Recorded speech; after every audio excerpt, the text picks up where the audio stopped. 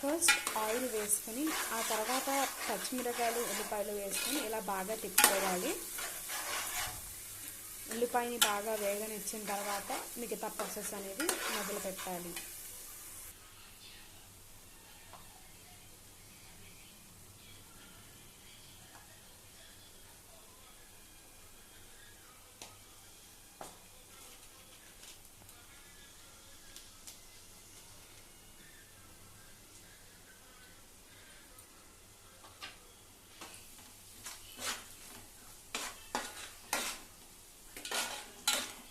ఉప్పు పసుపు వేసుకుని బాగా మిక్స్ చేసుకోవాలి.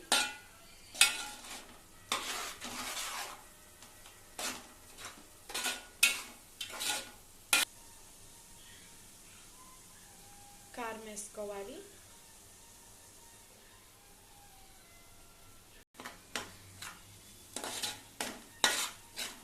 ఇప్పుడు అంతా వేసిన తర్వాత జాగ్రత్తగా అంతా తిప్పుకోవాలి.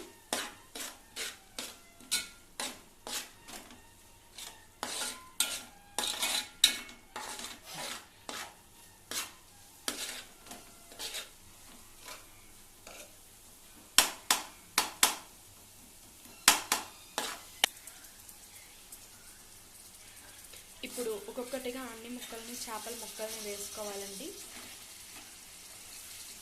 ముందు అన్నిటిని వేసుకున్న తర్వాత ప్రతిదాన్ని జాగ్రత్తగా పెట్టుకోవాలి. ఎందుకంటే ఇది మనం గరిటెతో పద్దాక తిప్పలేము కాబట్టి ముక్కలు విరిగిపోతాయి. కాబట్టి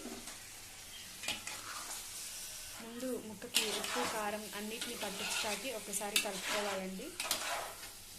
కలిపిన తర్వాత దాకని పట్టుకొని ఇలా అంటే కొంచెం సబ్జ్ అవుతుంది. ఇలా పెట్టి ఉంచుకున్న దాన్ని కొంచెంసేపు ఉంచి ఆ తర్వాత చింతపండు పులుసు వేసుకోవాలి.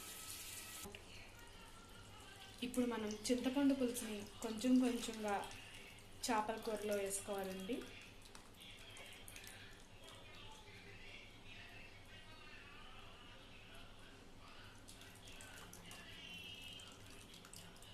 కొంతమంది చేపల కూరలోకి వేరుశనగ నూనె కూడా వాడతారు, కానీ మనం సన్ఫ్లవర్ ఆయిలే వాడతాము. మీరు ఏదైనా వాడుకోవచ్చు. చేపల కూర ఎప్పుడు కూడా సిమ్లో ఉడికితేనే చాలా బాగుంటుందంటండి. మీరు కూడా ఈ టిప్ని ఫాలో అవ్వండి. నేను ఇందాక చెప్పాను కదండి, చేపల కూరని అన్నీ వేసిన తర్వాత ఇలా రెండు వైపులా క్లాత్ పెట్టుకుని తిప్పాలని. ఇలా తిప్పితే కనుక మనకి ముక్క ఎరగకుండా చక్కగా వస్తుందండి. మా అమ్మ అయితే ఇలా చేపల కూరని గట్టితో కాకుండా మ్యాక్సిమం అన్నీ వేసేసిన తర్వాత ఇలా తిప్పుతూ ఉంటారు. అప్పుడైతే మనకి ముక్క ఏది విరగకుండా జాగ్రత్తగా ఉంటుంది. ఇంకా కొంచెం సేపట్లో చేపల కూర రెడీ అయిపోతుంది. మధ్య మధ్యలో కూడా ఇలా అనుకుంటూ ఉండాలండి, లేకపోతే అది అడుగంటుద్ది. ఉప్పు కారం ముక్కగా బాగా పట్టింది.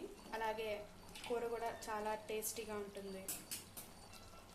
మీరందరూ మా వీడియోస్ చూస్తున్నట్లయితే ఖచ్చితంగా లైక్ చేయండి. చాలా టేస్టీ ఎమ్మీ అయిన ఫిష్ కర్రీ అయితే రెడీ అయిపోయిందండి. మీ ఇంట్లో కూడా మీరు ఈ ప్రాసెస్ని ఫాలో అవుతారా? కమెంట్ చేయండి. మా ఛానల్ని లైక్ చేయండి, షేర్ చేయండి, సబ్స్క్రైబ్ చేయండి. Thank you for watching.